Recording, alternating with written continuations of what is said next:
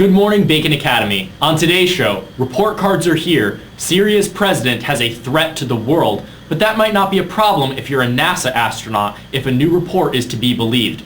All that and more now on the Bacon Academy Student News. Today is Thursday, November 8th, 2012. I'm Matt McAllister. And I'm Bernie Dennler. In Bacon News, report cards will be issued today following the end of last period. Report cards were initially scheduled to be distributed November 5th, but the end of the quarter was delayed by last week's hurricane. Recovery efforts from Hurricane Sandy have been disturbed in New Jersey by the nor'easter that traveled along the East Coast yesterday. 150,000 people are now without power in an already ravaged state due to the recent storm, which brings the total number of outages to 390,000. The U.S. Army private charged with providing WikiLeaks with government secrets has agreed to plead guilty to some charges. Private First Class Bradley Manning will be accepting some of the less serious charges encapsulated by the federal crimes. However, he will not plead guilty to the crimes in their entirety.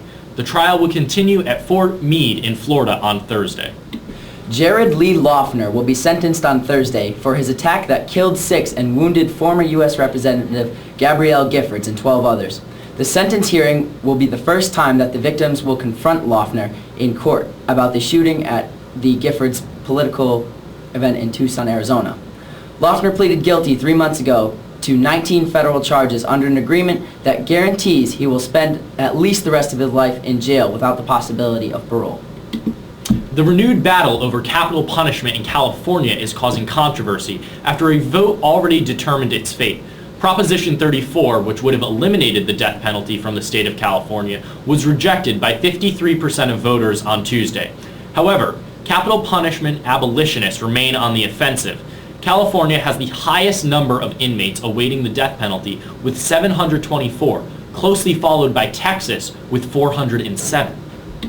In world news, a truck filled with 220 pounds of explosives smashed into the Pakistani parliamentary building this morning. The attack happened in the Karachi district and injured 21 people. 3 individuals are in critical condition, but no deaths have been reported. Syrian President Bashar al-Assad is warning against foreign intervention in his nation, which is in the midst of a 19-month-long civil war. Assad stated that the price of invasion will be, quote, more than the world can afford.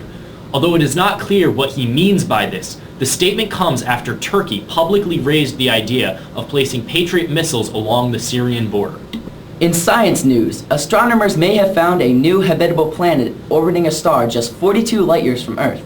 The star, known only as star HD 40307, had been previously investigated as a candidate to support Earth-like planets, but had been ruled out because its known planets were too close to the star.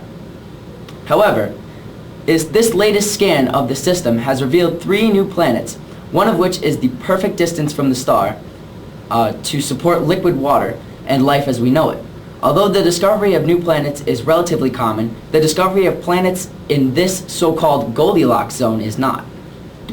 Experts and NASA insiders are reporting that NASA may soon announce plans to return to the moon with a manned mission. Supposedly, the space agency is considering setting up a manned outpost on the far side of the moon to begin establishing a human presence in space.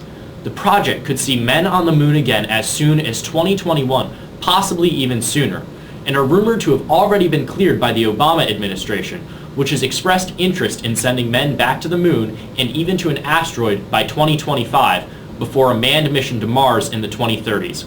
This would be the first manned mission to the moon since December of 1972. That's all for today. Join us again tomorrow at lunch for more local, national, and world news. And remember, you can catch us online too at youtube.com/BA Student News.